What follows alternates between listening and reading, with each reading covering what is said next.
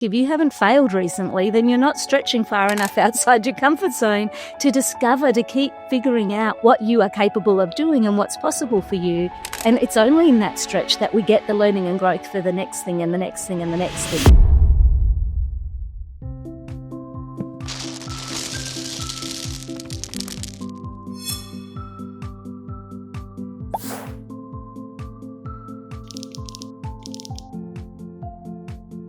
What if the key to flourishing at work isn't more control, but more compassion? My guest today, Dr. Michelle McQuaid, is one of the world's leading voices in positive psychology and workplace flourishing. From her early career leading global brand strategy at PwC to becoming an internationally recognized well-being scientist, author, and founder of the Wellbeing Lab, Michelle has spent more than 15 years helping leaders and teams move from simply functioning to truly flourishing. In this conversation, Michelle shares powerful insights from her journey, how she helps leaders feel safe enough to experiment, why self-compassion may be the single most underused performance enhancer, and several science-backed tools like oxytocin shots, to-do to ta-da shifts, safety check chats, and many more that any leader can start using today. So check in. This episode is a reminder that flourishing isn't about perfection. It's about learning, growing, and leading with an open heart. Michelle, it's so lovely to have you here. Thank you for joining us all the way from Australia. It's such a pleasure to be with you. So look, I want to actually go all the way to the beginnings. You're a veteran in this field, right? You've been doing this work around flourishing and helping organizations and leaders flourish for over 15 years. But that's not your roots. That's not where you started. And so I want to trace back to you going from, leading brand strategy, being at PwC. How did you go from there into positive psychology, flourishing? What was the turning point for you that got you curious and made the switch to dedicate a big chunk of your life over the last 15 years to this field? Yeah, I've always been interested in how do we bring out the best in ourselves and each other. And so I trained in public relations and communication and marketing, trying to find ways to connect people, really, I think was what I was doing all of those years. And I wound up at PricewaterhouseCoopers leading some brand work for them out of London. So I was responsible for Europe, Middle East, and Africa, and trying to help our people live our brand values, because in a consultancy firm, your people are the product, essentially. We want our clients to have great experiences with them. And it was very different. Every country was very different. It was not a consistent experience. Often our leaders were put into leadership roles because they had great technical expertise, but knew nothing about how to lead people and bring out the best in them. And so as our clients grew more global, that became a real problem for us. And so we started these projects around living our brand values, bringing our brand to life. And then we had a whole lot of interesting competitive shifts in the marketplace to the point where PwC was going to launch its own consulting division. And so I was going with the consultants. And so we had to create new brand values. What was this organization going to stand for? How did we get 60 different countries with 60 different leadership teams and thousands of employees to actually then live those values? And I had this amazing period where I was in and out of a different country every week, working with different leadership teams, getting to see what worked and didn't work. It was kind of the ultimate experiment design. And I was working with people that were paid a fortune for change management by our clients. And all I could see was it wasn't working. Yeah, I could see that we got compliance while leaders were focused on these things. And then the moment their attention went to the next thing on their priority list, people pretty much went back and did what they did. So I got really curious. I was like, what do we actually know about changing human behavior? And I stumbled into the science of positive psychology, which the Masters of Positive Psych that Martin Seligman was running at the University of Pennsylvania was about 3 years old at that time. And I was like, right, I have to go and study this and figure out how to do this. And I was fortunate that PwC were very supportive of that and then said, hey, go experiment on our people and see if any of this stuff works. So that for me was the transition point. Amazing. And so as you finished the program and you started implementing, in the context of consulting and audit, this kind of work, where absolutely, I spent 17 years at McKinsey. People is our product, right? It's one thing for a company like Barry Wehmiller that makes capital equipment to say, We build people. Like that's what Bob Chapman and Everybody Matters says. We build people. We don't build products. It's our people who then, do. And we might measure success by the impact we're having on the lives of our people. It's something for them to say, but like for consulting firms, accounting firms, the people is it. Yes. There is no other it. So as you implemented some of the changes, you went back, you learned and you implemented, what were some learnings that emerged in that context? Because I would say, when it comes to these professions, especially the legal profession, let's take that for an example. Burnout is all-time high.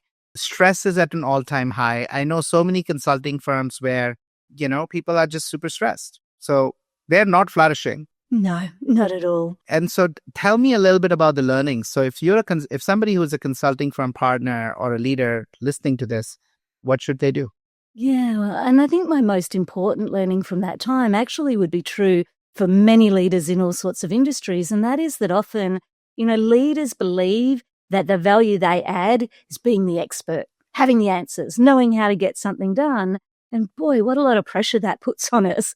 And so I think many of our listeners will relate today to the fact that often leaders are leading from a place of fear and anxiety for fear that it's about to be figured out, that they don't have all the answers, because guess what? None of us do. And that leaders generally have not been taught how people's brains work, how the nervous systems work, how do they bring out the best in people, which is the resource that the company has entrusted them with and paying a fortune for. And so what I found was that these leaders were very protective of the way they were already leading. They really didn't want to hear that they weren't doing an awesome job at it or that it might need some additional tools. And often their identity was very attached to being the expert in the room. Being expert, being right, being in control. Yeah. And so that means like looking for all the things that aren't working and pointing out faults vigorously and finding ways to fix them. And it really creates those climates of anxiety in many workplaces that we might relate to. So the biggest learning I took from that time was, how did I help the leaders feel safe enough so that they could get curious to want to learn and experiment and play with the things that I was offering for them? And that really became around, number one, recognizing how hard they are working. Two, absolutely respecting the value that they're trying to bring every day. And then three, simply offering these as, hey, how about we try to expand our toolkit with some additional tools? Like, you have amazing technical expertise tools. You know way more about that than I do. I do know a lot about how people's brains and nervous systems work in order to bring out the best of them. Can I just give you a few more tool options? And you can choose whether you use them or not at the end of the session. But maybe let's just play an experiment and see where these take you. And the moment I could get them to feel safe enough with me to be curious, then all sorts of things were possible. And they did amazing things I never believed they would take so far. But it was getting them there that was the key. Making them feel safe, reflecting back the value and what they were good at. And then I love your third, which is giving them options, saying, here's a bunch of tools. I'm not asking you to use them. I'm asking you to experiment with them at your own time, see what works, what doesn't work. So it's also not a one-size-fits-all solution, right? You must do this, and that will make a difference. Yeah, the first thing every time still when I am running workshops or coaching or that, I will say when in a room is, hey, here's what we're going to do today. I'm going to share some of the latest science on what helps people to thrive. Hopefully that's going to accelerate our knowledge. I'll also share some really practical evidence-based tools, and hopefully they'll inspire some ideas and practices you can walk away and use. And then please pull it apart and figure out what works best for you in your context, for your people, and the outcomes that you want. And so I think in honoring that, it creates some safety for all of us, because as you and I know, and your listeners as well appreciate, it's not a one-size-fits-all solution for these things. And we want to honor people's lived experience and their wisdom to know their context far better than any of us are going to be when we bring tools into their situations. Yeah, no, I love that. What are some of the no regret, easy tools that you offer, Michelle, right? Science proven. Hey, here are 4 or 5. Think about it, play with them. Which are your go-tos that you found consistently seem to work? Yeah, so we found kind of 2 parts to this journey. One is often trying to give people a framework, because it's not one size fits all. It's not one tool that's going to fit everybody. So offering an evidence-based framework kind of gives them a bit of a bigger picture So things like when it comes to caring for wellbeing, Dr. Martin Seligman's PERMA framework we find works really well there. We're doing a lot of work at the moment in change. And so from all of my years in research now of navigating change, we've been playing with a framework we call HEART. So one thing we're trying to find is what are evidence-based frameworks that are easy to remember and that you can plug all sorts of tools underneath it so that then they really can walk away with a bit of a toolbox that they feel is flexible. So we'll start with PERMA as one example. So PERMA, again, really well-known framework. We've taught it all over the world. We find people can hang on to it, even though it's a made-up word. Once they get the hang of it, they're like, oh, yeah, well-being's not one thing. It's not just my physical health, or it's not just my relationships. Right. It's these different dimensions, and all of them matter in a way. And then a couple of my favorite tools in that we find really help people. One is around positive emotions, that pillar, and it's particularly the self-compassion component. We've measured well-being with tens of thousands of people and thousands of workplaces at this point. And the one thing we find most consistently will help people have higher levels of well-being is whether they have healthy levels of self-compassion. And this kind of makes sense across all the PERMA factors, because if I'm busy beating myself up every time my well-being's not going the way that I want, it's going to be very hard to keep showing up with the energy to look after it. Whereas if I can be that wise and kind friend that Dr. Kristen Neff talks about in her research, then when it's not going to plan, I can bring my curiosity and my compassion to it and go, okay, what is working about this? What isn't? What do I try next, sort of thing? So we often teach for self-compassion. One of my favorite tools, I love a good somatic tool, not just a cognitive tool, is what we call an oxytocin shot. And if your listeners want to try it at the moment, they're just taking one hand and they're placing it over their opposite wrist, skin on skin if we can, not on clothes or watches or jewelry. And we're just gently kind of wrapping the fingers around so they're on that underside of the wrist where the pulse point is. And then we're just breathing for 7 seconds, nice and gently here. It doesn't have to be particularly deep, but kind of just reassuring. I like to think about this. I've got it. It's okay. I've got you. I've got you. Exactly. What the studies suggest is about 7 seconds is enough to help induce a bit of oxytocin, our calming hormone, into our bloodstream and to lower our cortisol, one of our stress hormones. And so I like to think when I've got my oxytocin shot, I'm holding that wrist and I'm just reminding myself like a wise and kind friend would, it's okay. We'll figure this out. You are perfectly imperfect, just like everybody else. And we'll sort this through. What's ours to learn? What do we need to take accountability on? What will we try next? And so that's one of my favorites, the oxytocin shot. Engagement, one of the other PERMA factors. I love, actually, Dr. Barbara Fredrickson taught me this one, turning a to-do into a ta-da. And the way Barb taught me to do this was looking at my to-do list each day and choosing one of those tasks that I'm procrastinating and not looking forward to, kind of willing to put off, and thinking intentionally, how could I align one of my strengths, the things I'm good at and enjoy doing, to that task? And so that way, a to-do becomes more of a ta-da, because it's more engaging and energizing for us. And my third final favorite is in the accomplishment factor. This is, again, where we find people often really struggle for well-being in workplaces because we can be so outcome-focused. And it comes from Dr. Carol Dweck's work around growth mindset, and it's called Be a Yeti. And so Be a Yeti is when I'm not achieving what I want to achieve yet. It's not going the way I hope. It's not going to plan. Instead of, again, getting that inner critic fired up, I can remind myself I'm just not there yet.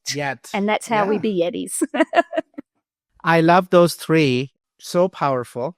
I love Kristen Neff's work, right? I think self-compassion, just to reflect, our brains don't allow us, right, to treat ourselves the way we treat others. No. And I think oftentimes, especially, we speak to ourselves much harsher than we would ever speak to anybody else. Absolutely. In fact, if we spoke to others even 1/10 at the level we speak to ourselves, we wouldn't be very lonely. Mm-hmm. Nobody would want to be with us, right? Yeah. And I think it starts from there. It's really so important. I love that one. I also love the to-do to ta-das, especially using strengths. And starting with knowing what your strengths are, right, Shell? I mean, it's crazy to me. In a lot of the work I do, I'm like, as teams, I'm like, do you know each other's strengths? And everybody looks. And I'm like, there's a tool for that. You can actually have a conversation around it, whether it's a reflected best self, whether it is Strength Finder, whether it's just simply asking each other's, hey, when tell me a little bit, you'll learn a lot, but most people don't know it and they don't harness each other's strengths. Yeah. We really love teaching leaders how to ask their teams once a week, what lit you up last week? What are you looking forward to this week? And those two very simple questions are great ways to see how are people's strengths being applied to their role. Also a great way to know whether your team are prioritizing the same things you want them to prioritize for the week ahead. And if they're not, how do I help you align some of those tasks to your strengths if you're still learning to do that for yourself? Yeah.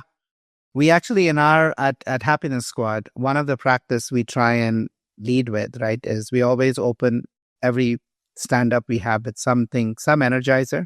Nice. And oftentimes one of the big ones is, what's the big win from yesterday? And what's the one thing you want to actually nail that you're going to put a big chunk of your time? Because there's always in a startup 7 things to do. But what's the one that you really are going to focus and say, I want to actually get this? Because I often find when we complete something, that sense of accomplishment, that sense of, no matter how small it is, it's just an email that I write about the outbound. You might have launched the campaign, but I did that. I think makes you feel good at the end, because so many people otherwise swim with, I don't know what I achieved this week, or I don't know what I achieved today. And that's such a de-energizing feeling. Yeah, well, one of the tools we've developed over the years with input from Carol and from Kristen and from Amy Edmondson on her psychological safety work, which has really been a tool for leaders, and we call it the Safety Check Chat, because certainly here in Australia, we now have legislation that says workplaces and leaders in particular need to be supporting psychosocial safety, so emotional and social safety in their teams, which has been put a really interesting lens on the importance of wellbeing. But I love that.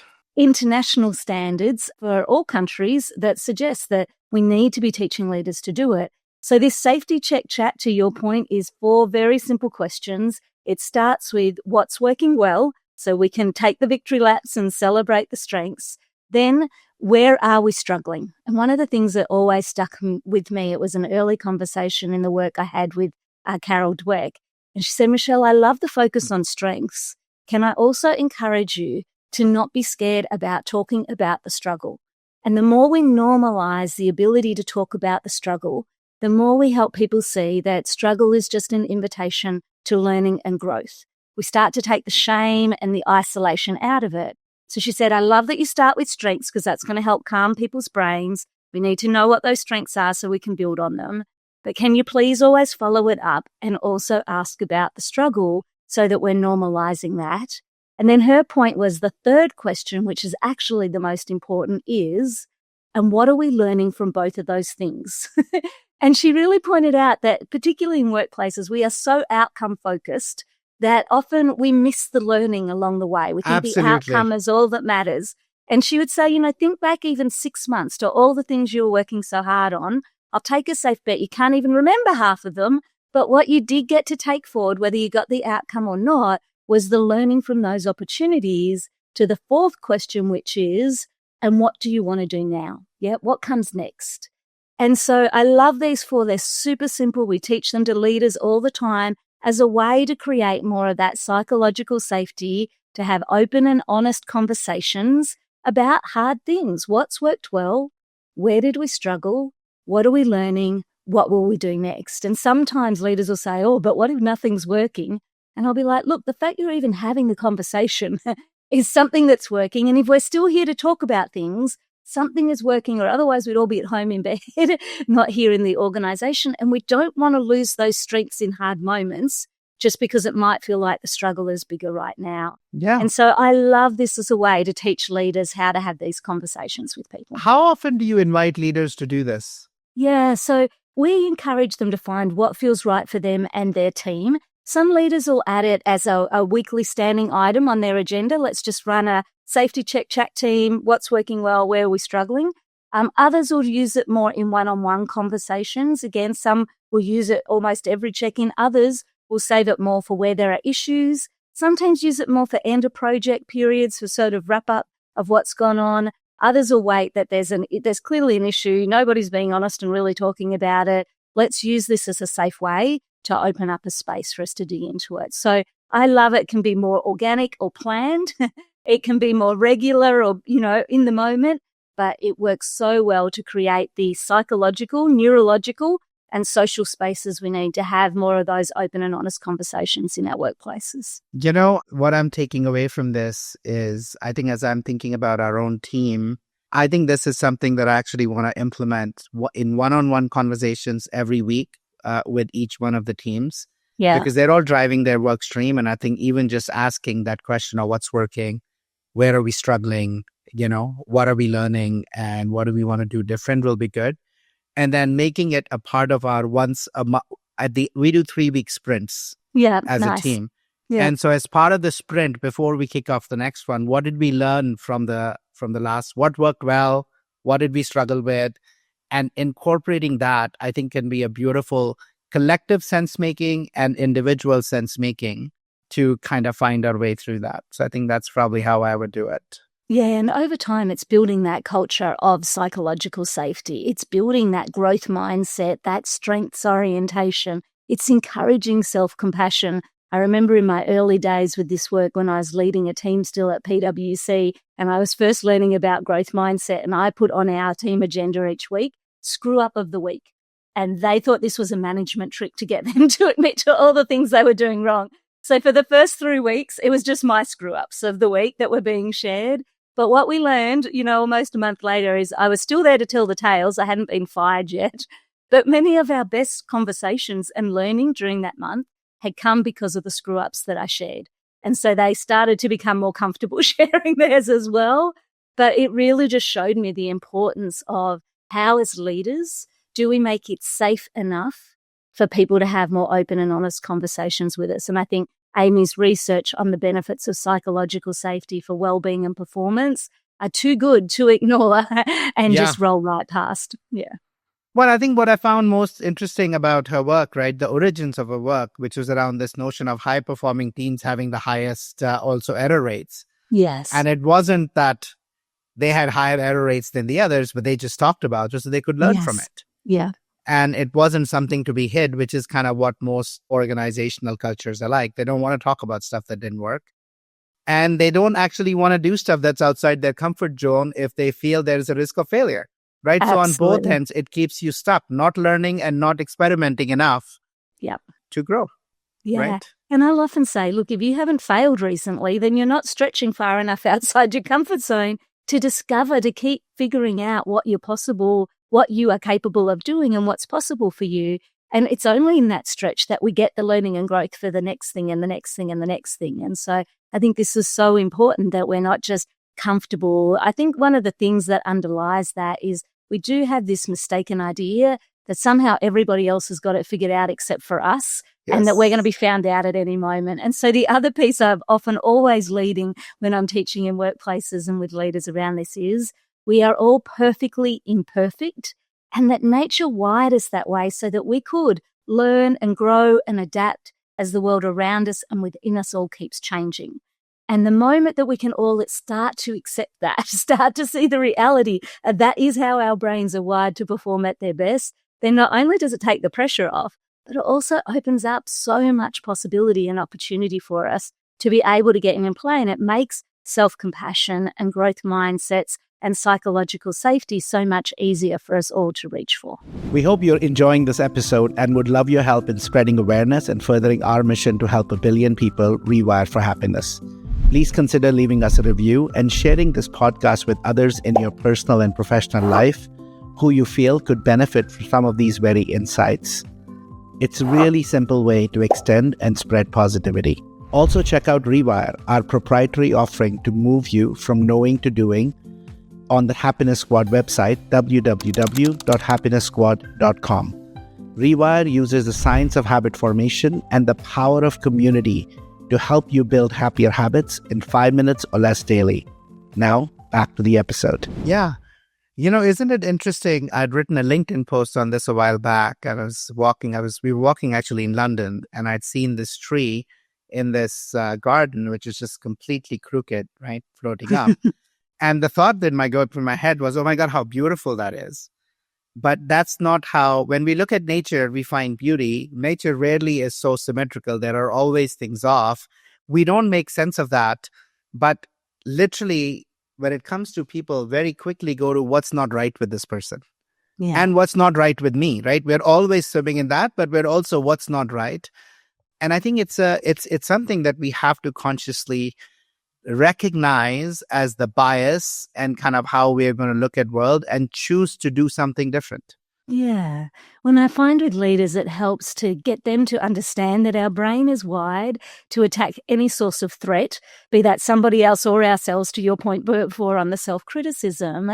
And it's because the brain's job is to keep us alive, and it does that by constantly scanning the world around us to go, safe enough, not safe enough, safe enough, not safe enough. Yeah. And when it's safe enough, all the blood and oxygen keeps flowing up, of course, to our prefrontal cortex, the thinking part of our brain, where we can be curious and creative and compassionate and courageous and confident, all those things we are at our best.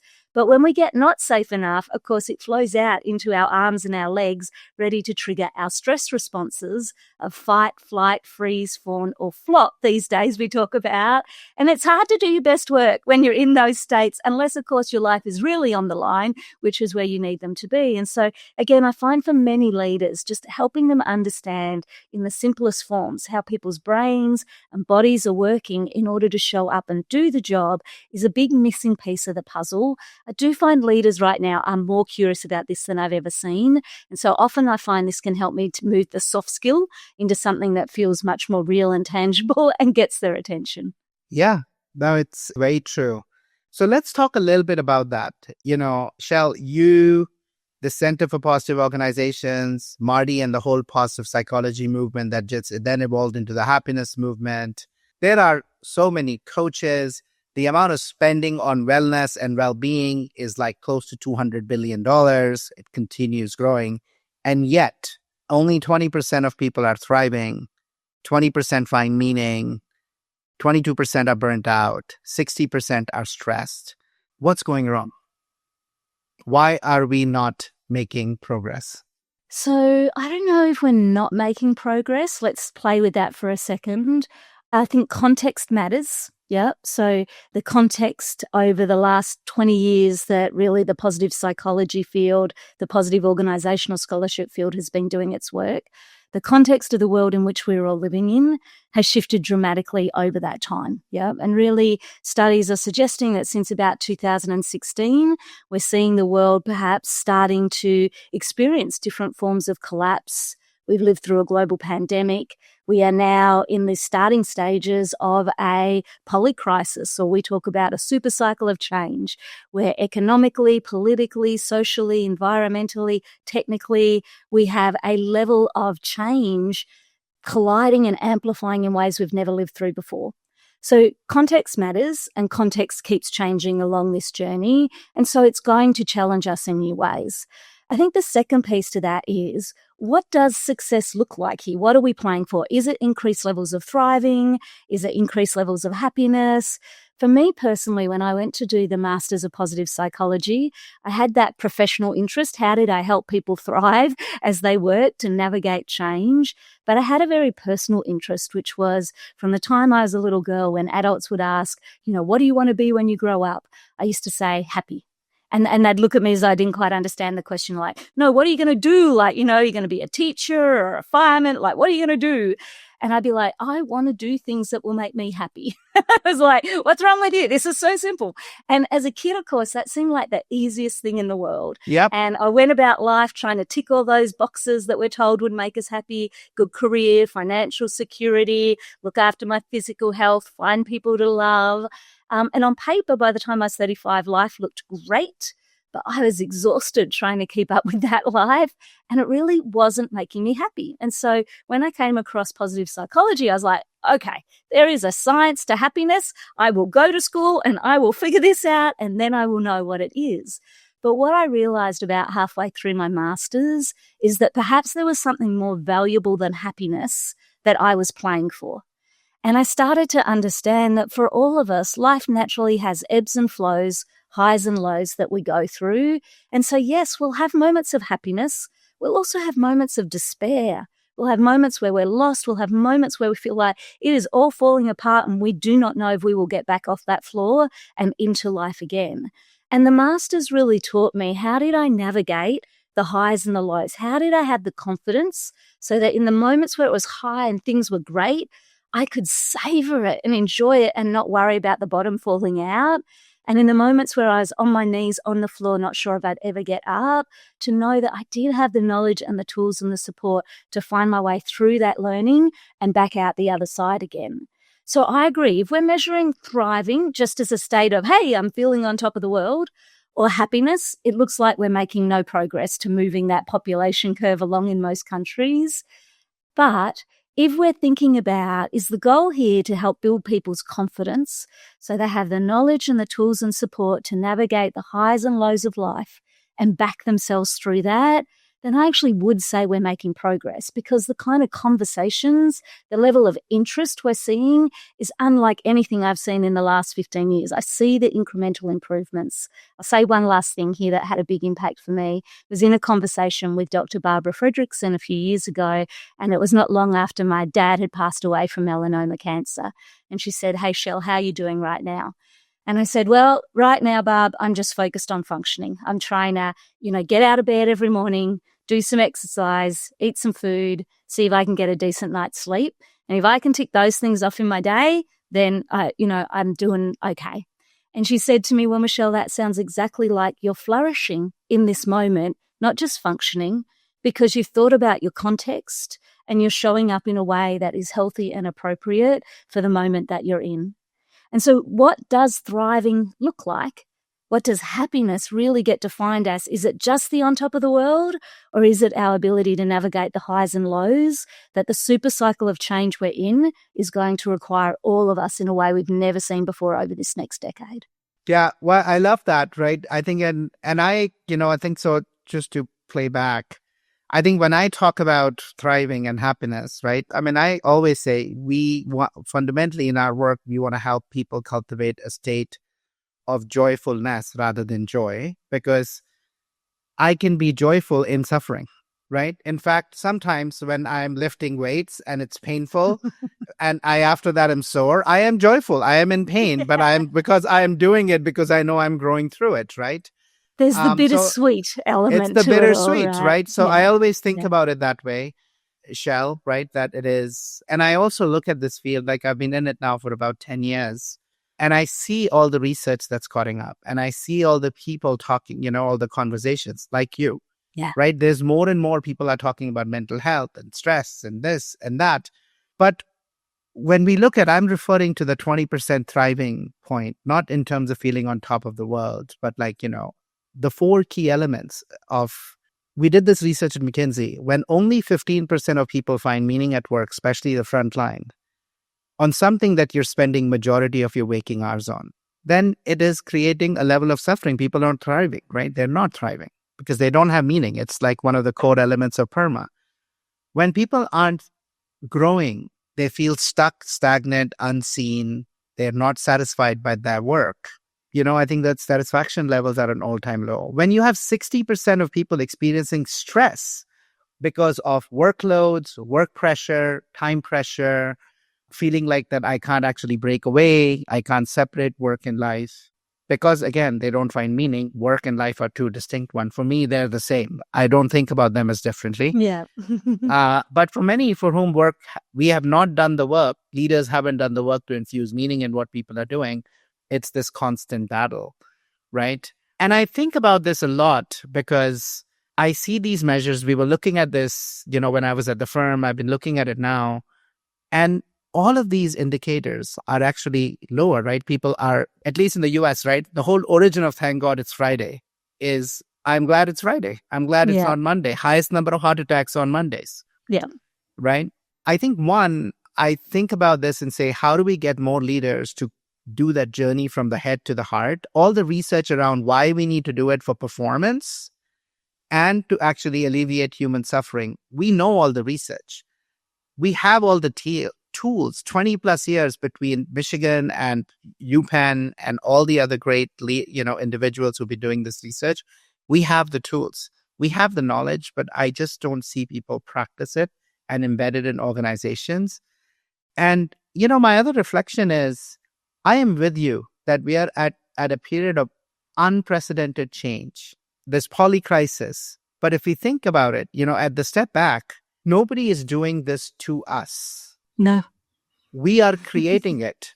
And, that was the thesis behind the book I wrote around Hardwired for Happiness. The original title of the book was actually From Fear to Freedom, a journey Nice. from within to live your best life. Yeah. Because, what I hold is, one, the environment is constantly putting us more and more towards fear, where we are operating in a scarce, closed, focus on self here and now mode.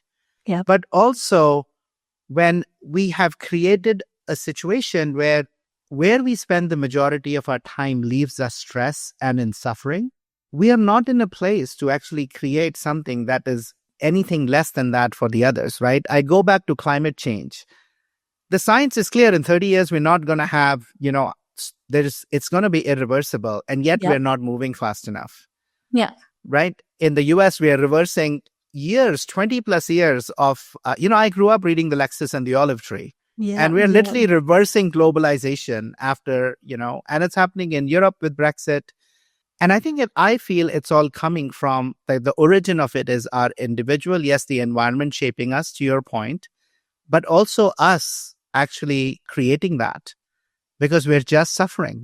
We're operating out of fear and stress circuits below the line most of the time versus in a state of, flourishing and above the line. Right? Yeah, I think my experience, a sample of one, over the last 15 years really have been deeply immersed in this work. I would say I see more awareness and practice in a percentage of people than I've ever seen before. So again, if I think about where it was 15 years ago to where it is now, I do see shift happening. Not fast enough, not wide enough, not consistently enough, absolutely. But I do see shift happening. And I think about the contagion effect and the tipping points of things as to how far do we go. I think for me personally, what motivated me coming out of my master's was how did I help put the science of all of this into as many hands as possible in the most affordable and effective ways that I could. Because I truly believed 15 years ago that the future of the world depended on me, you, and all of us listening to be able to be out in the world and do that, because I could see what was coming environmentally and in other forms, at least in some regard. And I was like, when these moments of change come, will we be navigating them from places of fear and scarcity? Or will we navigate them from places of community and trying to support each other the best that we can through it? And again, I think, the die is still to be cast as to quite how we're doing. I, like you, am cautious and nervous and a little anxious about what I see happening in the world at this moment of change, particularly in places like America and Europe. I'm fortunate here in Australia, we certainly have our share of challenges around this still, but we've also just recently had an election where we had two leaders both talking about kindness and treating each other with respect and integrity. Now, again, we're not perfect by any means, but there was a pulling towards community rather than away from each other that gave me some hope. But there's no good living in a bubble in a global world, because that bubble is going to burst sooner or later as we all interact. So I see signs of hope. Whether the contagion and the tipping point is going to come fast enough for how we navigate what's ahead, I think the jury is still out. The jury's out. All I can do every day is show up and keep planting those seeds wherever somebody is willing enough to listen, just as you are on the podcast, wherever a leader or a workplace is willing to have that conversation. I think the good news, we see so many more of us, so much research, so many books, so many beautiful podcasts, all talking to similar things. So each morning I get out of bed with hope that maybe today will make a bit more difference. So I think that's all we can do in the midst of it. I do think people are scared. I think people numb pain. We often lack a confidence that we are resilient, that nature wired us for learning and growth and adaptation. And so instead of stepping into the learning and growth, we tend to numb it, right? Or avoid it, or expect somebody else is going to come and fix it. Then we elect dictators, And so there is a piece here about, can we trust ourselves to stop abandoning ourselves over and over, to trust that we are perfectly imperfect. Nature wired us for learning and growth. We can figure this out with each other, but we have to keep choosing to do the work and not opt out of it, or otherwise, the pain is going to be much greater on the other side of all of this. Yeah. No, I love that. I think that's why I jumped into this field, right? As after 17 years at McKinsey, 10 years as a partner, I mean, I had a choice. I had, to your point, I had designed the perfect mousetrap for me. Mm-hmm. I literally, you'd be like, how did you do that? But my last 5 years at the firm, I worked 36 hours a week.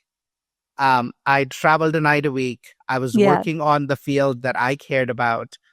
And, I came to a point where I was like, I can do this for another 7 or 8 years. But the level of change that I get to drive from there, just given our economic model, given kind of priorities, everything else, it would be like scratching the surface versus what was needed. And as I reflected on my son, who was 12 at that point, he's 15 now, and I reflected on legacy and I reflected on the future. We all want our children to flourish, to do well. I felt, adding more to the bank account and living a comfortable life was much worse than jumping into the fray and take my learnings from driving at-scale sustainable transformations in the field of operations and figuring out a way to bring that into this, figuring out a way to use the language, the business thinking that I'd learned combined with this to see if we can actually move the needle, we can accelerate it, we can get more people to adopt. And so, very similar to you, Michelle, I think that became my rallying cry.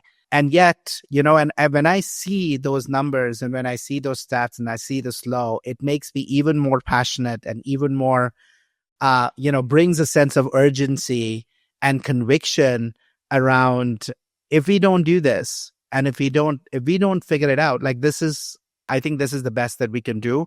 And if we solve this, in fact, I hold this as flourishing is the point. And if we do this, I think we will disentangle all the other crises we have created, because the change, all of those, the origin is the human, and it's the human and which state is he operating from or she operating from. That's in the end going to decide what we create. Right. I agree. I think part of that is learning to value something more than money. And I say that as somebody that grew up in poverty. I understand how big that fear can be when you don't have enough of it. And I also think it keeps us trapped in patterns and jobs and behaviors of fear that we really only get freedom back when we start to decide there is something more important than money to be played for here. And that doesn't mean that money doesn't matter, but that I'm going to value something higher than just money alone with the way I choose to live my life and prioritize things. And I think that's a big piece of this. So, Shell, I have a question for you. As I think about your change, you're a really experienced change leader. You're also a systemic thinker. You're also deeply in the field of flourishing. There's a lot of leaders who will listen to this, and even if they say, yeah, no, it makes sense, but then they're afraid to take it forward and actually do something with it. In your client work that you've led, how have you built the business case, but more importantly, the conviction of leaders to actually do something at an organization level to make this a reality for their people?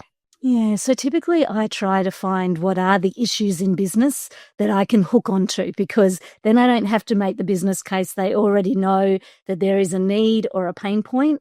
And then how do I integrate the solution that we all work towards every day into that fit? So pre-global pandemic, certainly here in Australian workplaces, there was a growing focus on wellbeing. It was often as an employer of choice. So if you wanted to attract great people, you needed to be clear around what you were doing for wellbeing.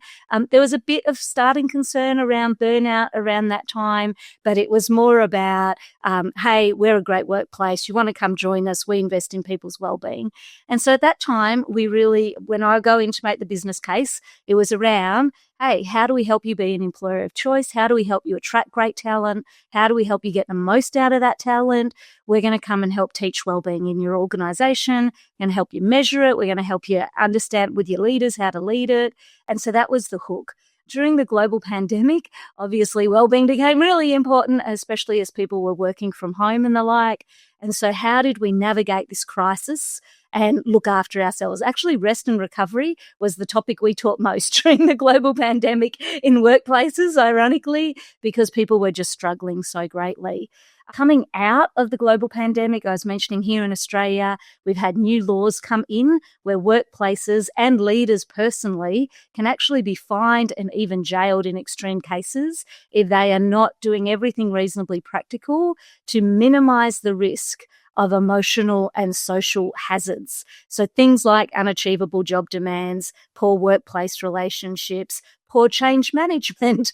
And so now that there is a legal requirement on that, the last few years, we've hooked on to that piece to say, how do you prepare leaders to do this? Hey, CEOs, you are personally on the hook. Boards, you are on the hook. Do you know what this is and what you need to do?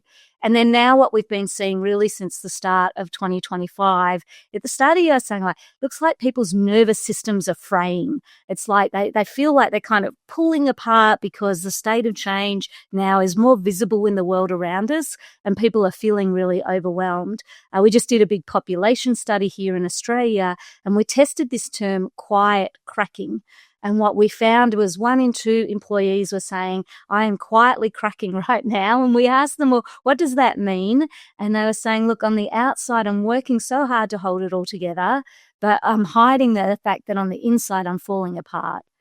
And we found that this was a precursor to burnout. So if you were quietly cracking, you were 6 times more likely to wind up burned out. We have about a third of our workplace since 2023 in Australia saying they are clinically burned out. So they went to their doctor, they would be signed off work.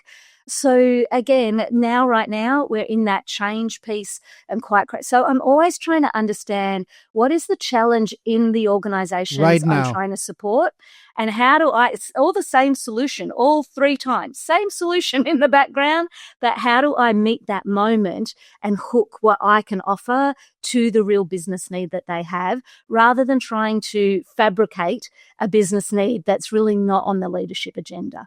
Well, Chell, I love those. Thank you. You're so welcome. We'll wrap up with one question and one hope for me. That's the hope for me, as I have to figure out a way to come see you in person or to meet somewhere. Please do.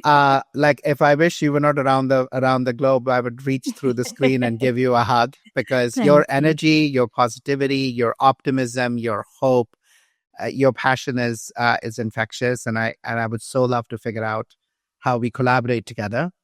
But my question starts from there, which is, what are your personal non-negotiable practices that despite 15 years of doing this work in the face of, when you started, this wasn't in the language. Yeah. Now it's in the language, but as we said, it's still hard. The change is hard, change is slow. I know you would want it to be faster. I would want it. What are some practices that help you fill your cup, renew, recharge, and just be this positive beacon of you're heliotropic, to borrow a word from Kim, right? Absolutely. I think for me, I'm very fortunate where I am in Australia. The beach is about a 5-minute walk from the end of my streets where I'm headed right after this with the dog. And I try every morning around sort of sunrise or first thing to be down on that beach. I walk the beach and at the end of it, I draw a circle in the sand. I think about it as my circle of love, but it also feels like kind of reminding me I'm part of this whole big, beautiful, mad world. And I step myself inside it. I sit down, I put my hands into the sand. Here in Australia, our First Nations people, our Aboriginal people, have a beautiful wellbeing practice around connection to country. And so this grounding practice of hands in the sand is to remind us of that connection to country, to Mother Earth, to the thing that we are all a part of, this living energy. And so that's where each day starts. It's also where I try to be as the sun sets each day again, to be back there, to do my safety check chat. What went well today? Where did I struggle? What did I learn? What will I take forward? And again, to give gratitude and thanks and a moment of savoring back into that sand as I connect to country. It's a great way for me to remember how tiny I really am in the scheme of all of the things that are happening in the world, but also that we are all just stardust here doing the best we can each day, and to know that I get another shot at it tomorrow. Wow. Beautiful. Thank you, my friend. It has been such a joy to be with you, to hear you. Likewise. And yeah, I set an intention to figure out in the 12 months to find you, meet you someplace. Awesome. I look forward to helping make that intention a reality. And give you a proper hug. Thank you for all the important work you're doing and have been doing for so long. Be well. Thank you. You too. That wraps up another episode of the Happiness Squad podcast. We hope you found the insights actionable to enhance your journey towards happiness and fill your life with more joy, health, love, and meaning. Please consider leaving us a review and share the podcast with anyone in your professional or personal life who you feel will benefit from some of these very insights. It's a really simple way to extend support and spread positivity.